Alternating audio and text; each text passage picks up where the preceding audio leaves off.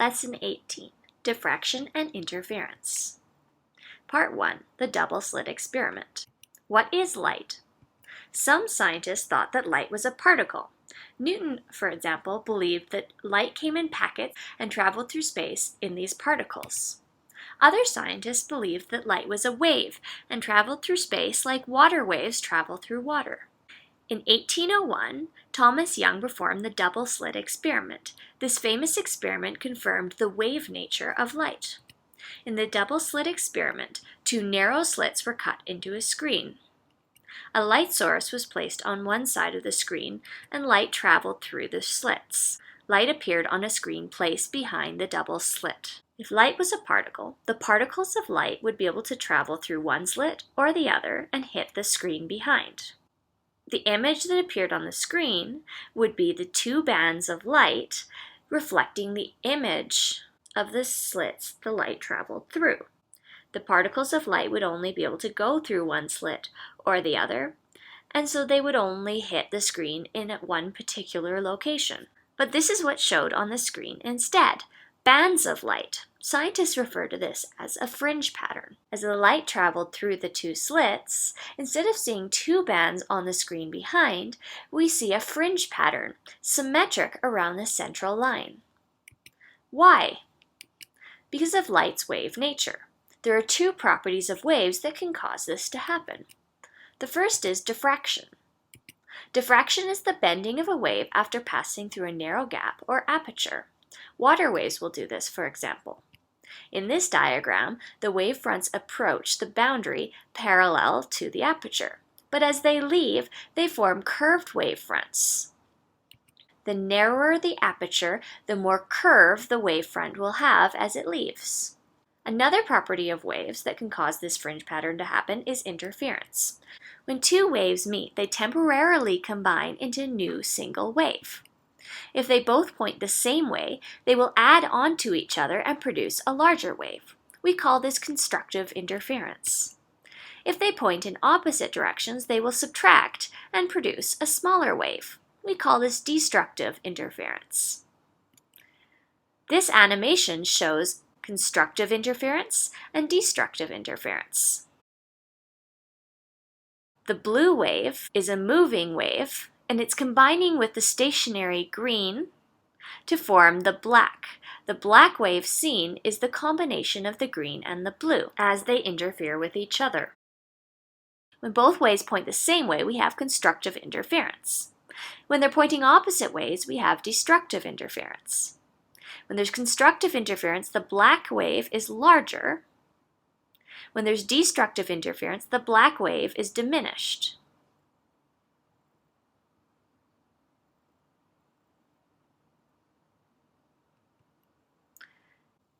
The fringe pattern is the result of diffraction and interference as the waves of light pass through the two slits.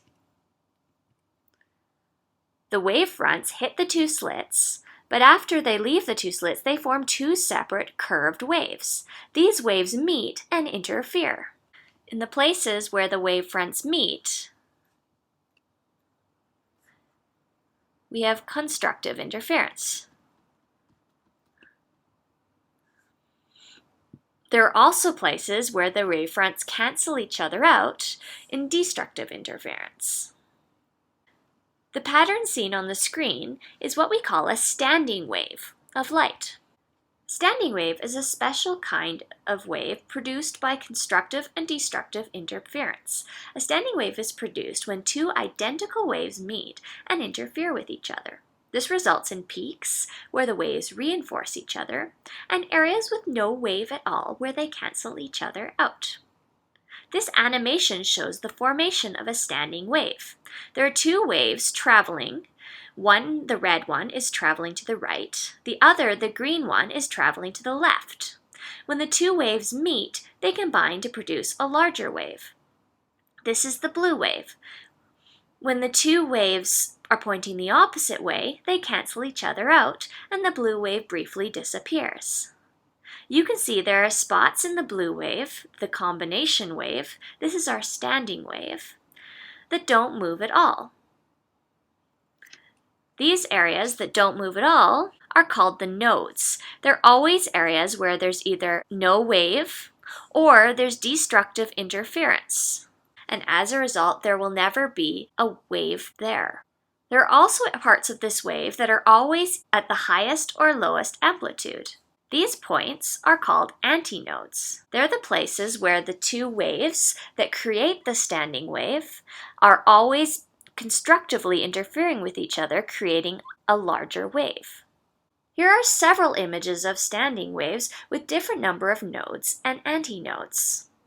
The simplest form of standing wave is the one that's seen first. This could be done like a simple jump rope, where we have nodes on the end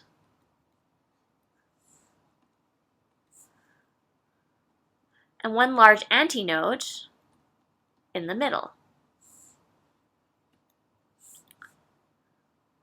The more energy a standing wave has, the more nodes and antinodes you will see.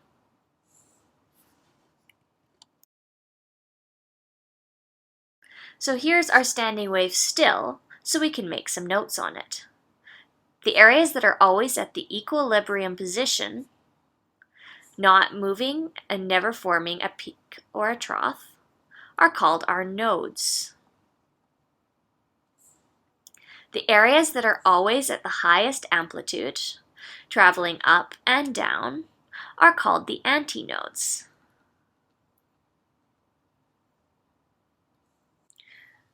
The fringe pattern is a standing wave, and you can imagine that you're looking at this standing wave from above. The dark spots are the nodes, the areas of the light wave where there is only destructive interference, and as a result there is no light. The bright lines are the antinodes. They're the areas where we always have high amplitude or low amplitude peaks because of constructive interference between the two wave fronts. Part 2. Two double slit formulas. When light is shone through two or more slits, an interference pattern will always be observed. The antinodes in the fringe pattern are the bright lines.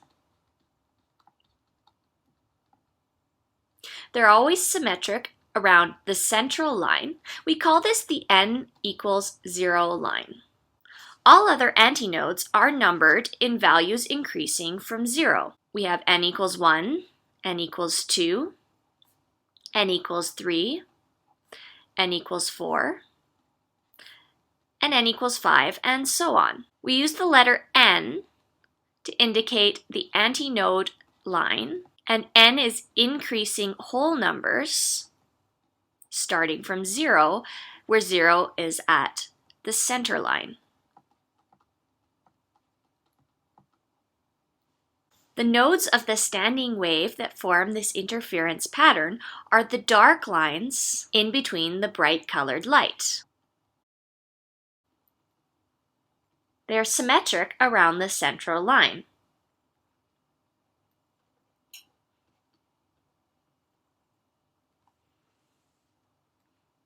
The nodes can also be given an n value, but because the antinodes are given whole numbers, and the nodes are found halfway between these whole numbers, the node numbers are increments of 0.5. Between 0 and 1, we have 0.5. Between 1 and 2, we have 1.5. Between 2 and 3, we have 2.5. Between 3 and 4, we have 3.5. Between 4 and 5, we have 4.5. And so on. So the n numbers are increments starting from 0.5 for the nodes.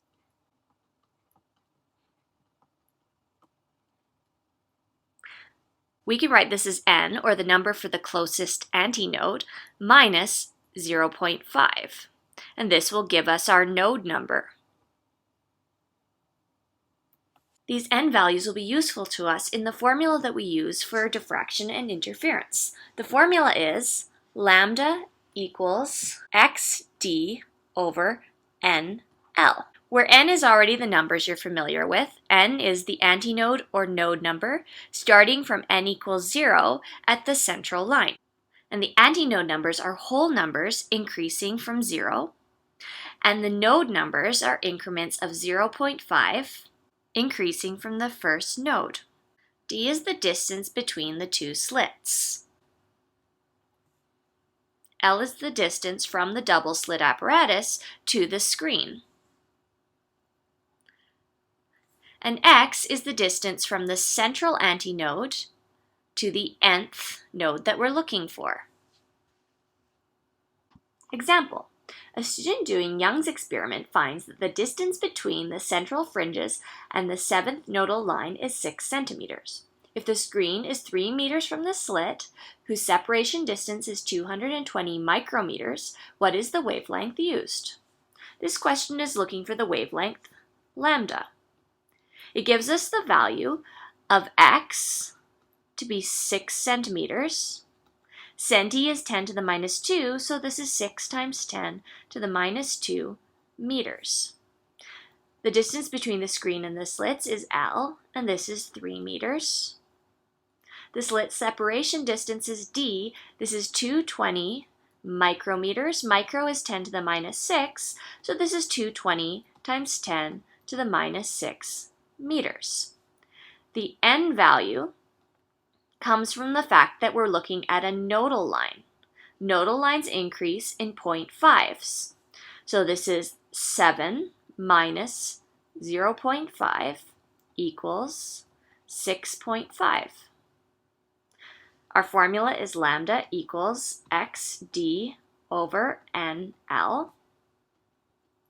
So this is 6 times 10 to the minus 2 times 220 times 10 to the minus 6, divided by n, which is 6.5, times L, which is 3.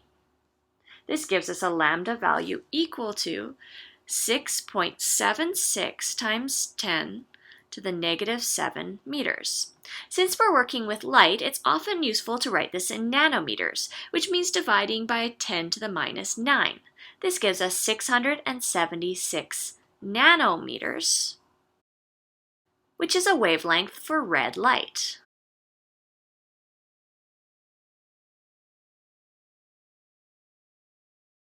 There is also a second formula we can use for this double slit apparatus. Lambda equals d sine theta over n. In this case, n is still the node and the antinode numbers. D is also the same. D is the distance between the slits. Theta in this case is the angle between the central line and the nth line that we're interested in. Example: if a yellow light with a wavelength of 540 nanometers shines on a double slit with a slit separation distance of 2.2 micrometers apart, determine the angle of the second bright fringe. The bright fringes are the antinodes. These are the whole number values for n. So we have n equals 2. The slit separation distance is d, and this is 2.2 micrometers, which is 2.2 times 10 to the minus 6 meters. The wavelength is 540 nanometers, which is 540 times 10 to the minus 9 meters. We're looking for theta. Using the formula lambda equals d sine theta over n, we can solve for theta. Sine theta equals n lambda over d, so theta equals sine inverse n lambda over d. This gives us theta equals sine negative 1, our n value of 2, times the wavelength of 540 times 10 to the minus 9 meters, divided by our d value of 2.2 times 10 to the minus 6 meters. This gives us an angle between the central line and the second bright fringe equal to 29.4 degrees. Part 3, diffraction gratings. A diffraction grating uses multiple parallel slits evenly spaced to show an interference pattern. The two formulas can still be used. Lambda equals xd over nl, and lambda equals d sine theta over n. Except often you will be given the line density and you will need to use this to find the line spacing. For example, in this diffraction grating pictured, the line density is 600 lines per millimeter. To turn line density into a d value, the distance between the slits is the line density inversed. You need to go from lines per meter and inverse it to get meters per line.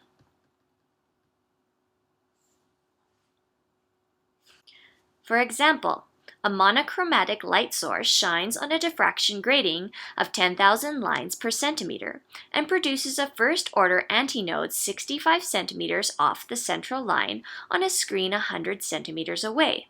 What is the wavelength shown? The question gives us a line density equal to 10,000 lines per centimeter.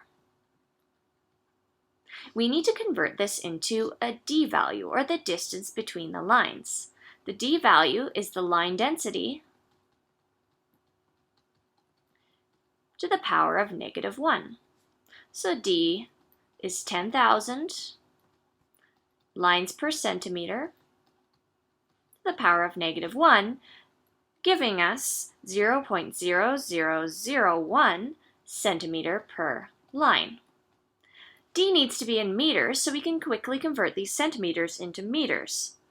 D is 0.0001 times 10 to the -2, because centi is -2, meters.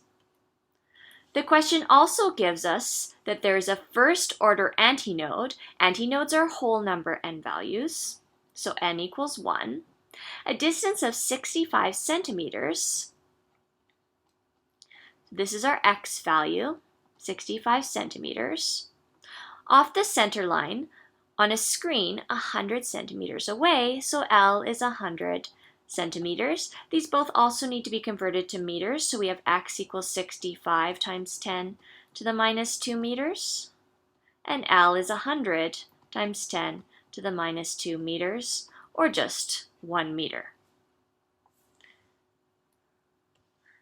The formula is lambda equals xd over nl. So this is 65 times 10 to the -2 times our d value of 0.0001 times 10 to the -2 divided by n, which is first order antinode, so that's 1, and our n value, which is 1 meter, so that's also 1. This gives us lambda equals 6.5 times 10 to the -7 meters, which is 650 nanometers, which is a wavelength for red light.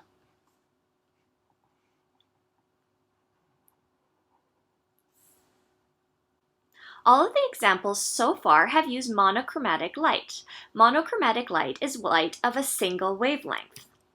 If white light, all visible wavelengths, is used, the diffraction grating will separate it into a continuous rainbow spectrum, since each wavelength diffracts differently. This can be seen in the image here. The rule is red diffracts the most and violet diffracts the least. If you look at the image, you see that the red is the farthest out in the separated spectrum. This is because red diffracts the most. You'll see violet and blue somewhere closer to the inside because violet diffracts the least. So if you send continuous spectrum of white light through a diffraction grating, you will see red diffracts at the highest angle, and higher energy light like violet, or I don't have a violet pen so I'm going to use blue, diffracts at lower angles. Or if you're looking at your fringe pattern, you would expect to see blue light somewhere more near the inside, near the central line, and the less energetic light continuing all the way to red furthest out, because red diffracts the most.